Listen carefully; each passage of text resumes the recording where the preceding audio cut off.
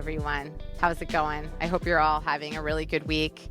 Thanks for being here again with me, supporting me, reminding me that what I'm doing is important and valuable and helpful in all these amazing ways. I have to share that I have so much gratitude. I talk about it's important to really identify the things on a daily basis that we have gratitude for because it's easy to take things for granted, take people for granted. And I have to say, I have so much gratitude today coming out of a course I'm just enrolled in for 6 months, an IFS course, and it's called Internal Family Systems. And maybe some of you are familiar with it, but it is the first time in over 2 decades of practicing that I learn, or I'm in the process of learning, a treatment modality to help people heal, support them in unburdening themselves and feeling more self-love and being able to give more love to others in this beautiful way. It's just such a powerful healing modality that I am thrilled to have found. And there's a calling in me, a deep calling in me to learn it, learn the depth of, and breadth of it. And this is now the third week into this program. I'm doing it in addition to everything else that I do. It's for practitioners that are already licensed. So they make it really accessible to us so that we can keep doing what we do, but also learn the way to engage our clients in this healing treatment that is so incredibly powerful. So I'm really excited about learning it. I'm excited to bring it to you to increase people's awareness about it. Maybe it will hit you in a way that feels like a pull to learn more. Maybe you'll find a practitioner that can provide you with an opportunity to really delve into the deeper parts of ourselves.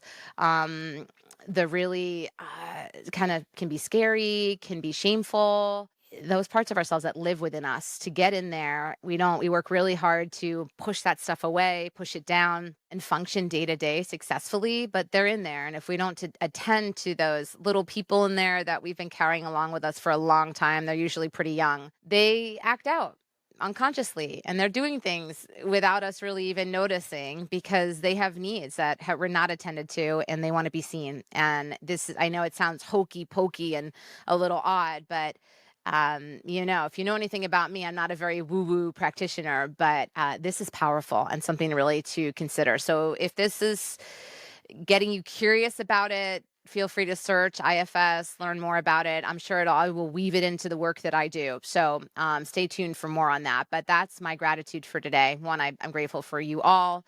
And two, I'm so grateful to have found another treatment that I can learn about and bring to you that feels really right now. So so thanks for listening to that. And here we go. I'm going to talk about my topic. I'm talking more about sex these days because that's what people want more of from me. So I'm going to show up with as much information that I can impart that may enhance your sex lives, help you feel more sexual, more excited, more confident. And today we're going to cover exploring BDSM, a complete guide to fetishes and kinks. BDSM can look incredibly sexy and mysterious from afar, with aesthetic overtones of black leather and gleaming latex. It can also feel really intimidating. I mean, I definitely am still like, wow, it's fun to really be researching all of this because I'm learning so much more about it. But definitely can be intimidating. It can feel tricky to find a foothold to get started or feel comfortable exploring. And it doesn't need to be. And I'm learning that myself through this process of gathering information for you all. So today I want to share a guide with you on how to actually delve in and explore. So what is BDSM actually?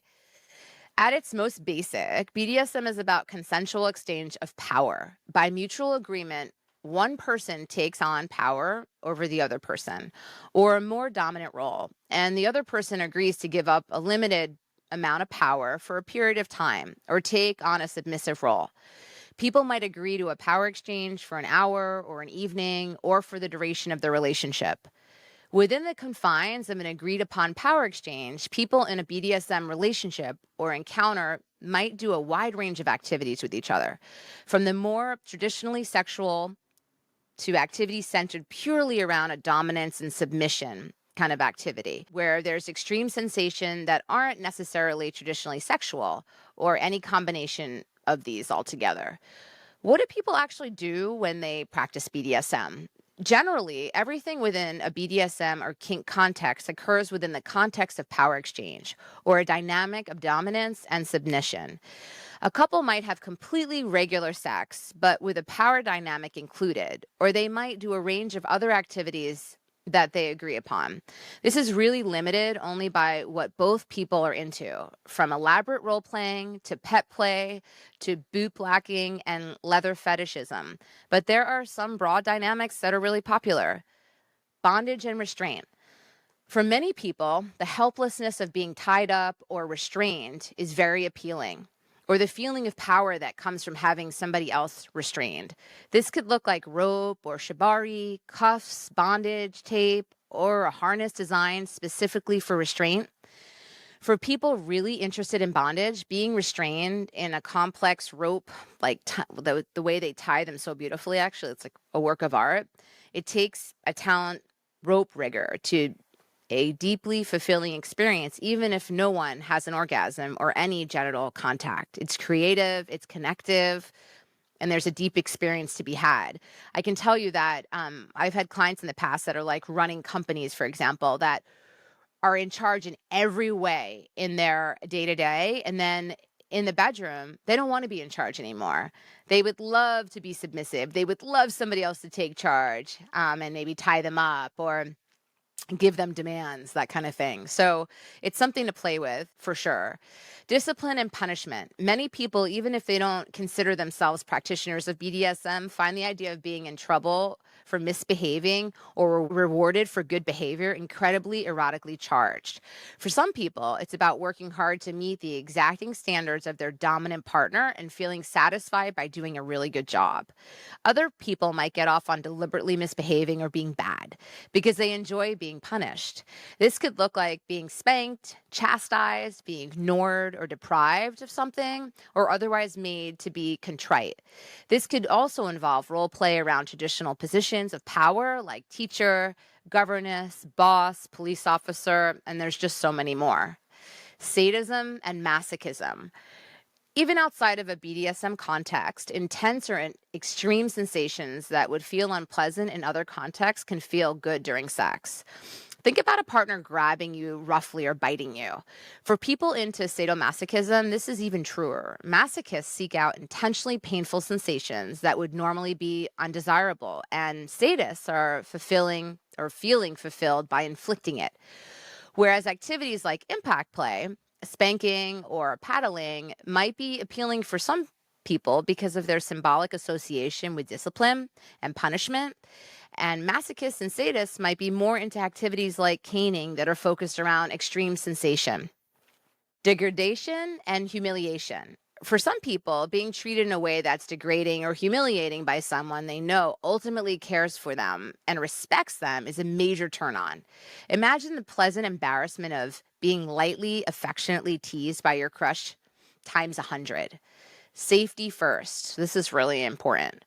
Establishing enthusiastic mutual consent is key for any sexual dynamic, and the unique characteristics of BDSM dynamics mean it's even more important to be really clear on what you and your partner both want and don't want. Using something like a yes, no, maybe list can be helpful. And I've talked about that previously, so you can search for a video or articles I've written around it. But there's a lot of room for latitude and flexibility within different activities, but you got to communicate. Talking about it specifically turns you on and what your limits are. Do you want to be spanked firmly and gently with a bare hand? Or do you like impact play hard enough to bruise with an implement? That's really crucial. That understanding is important. If someone is into humiliation or degradation, it's important to manage emotional and psychological safety by talking about what specifically they like hearing or don't and where their limits are. Using a safe word or a stoplight system where someone can use code words like green, yellow, or red to communicate their level of comfort with what's currently happening for them can be helpful if you're playing with any consensual non-consent or would just benefit from a safety valve to pull and know that it will pause the scene immediately.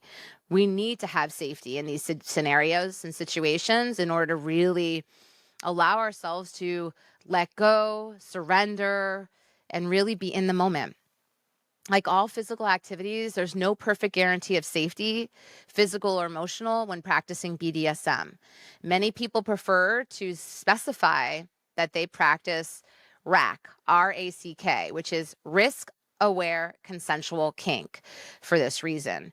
For some activities like intermediate to advanced rope restraints or heavy impact, consent should be supplemented with basic safety awareness. It's a good idea to take a basic first aid course if possible, and keep basic first aid supplies in the house or wherever you're engaging in play. If you're interested in heavier play or activities that require more specialized knowledge and maybe less safe if executed improperly, taking an in-person class from an experienced player is always a good idea. And on my podcast, Love, Laughs, and Lessons, we will sometimes have experts on. Like I recently had somebody on maybe a couple months ago that talked about shibari and rope, all the intricate ways to tie somebody up. And I know that they meet people virtually all over the country. There's a lot of support out there, and it's growing more and more as we are becoming, this whole area is becoming less stigmatized. Thank God. So how to start exploring BDSM in a relationship. If you're already in a relationship and you're interested in incorporating these elements of BDSM for the first time, the first step, of course, is communication. Like I always say, communicate, communicate, communicate. Ask your partner about their thoughts, their feelings on kink, and offer to share any specific fantasies you think you might want to realize someday with them. Explore what dynamics and activities feel interesting to both of you, and look for where there feels like meaningful overlap, which may not be a perfect Venn diagram circle. Using something like that yes, no, maybe list that I'm talking about can be helpful in getting on the same page. If you're interested in trying out your fantasies in the bedroom, there's no need to launch into a full 50 Shades scene immediately.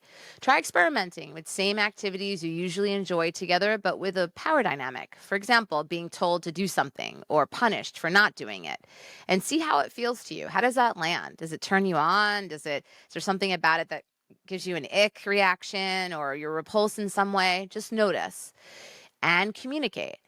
It's easy and safe to try some light impact play with your hands or incorporating some role play across the power differential. I also will have lots of resources below today's topic, so you can always further delve in, and you can do your own searches. And just have fun, explore, and know that sensuality, sexuality, desire, there's such a range, right? And we're all different. There's not a one size fits all. So whatever you desire, what you're curious about, lean into it. There's nothing wrong. Just be you, love yourself, accept yourself. We're all just trying to figure out what works for us. And what works for us today may not work for us tomorrow, and that's okay too. So things can change. Oh my gosh, love you all. Kisses, hugs. I'll see you all next week.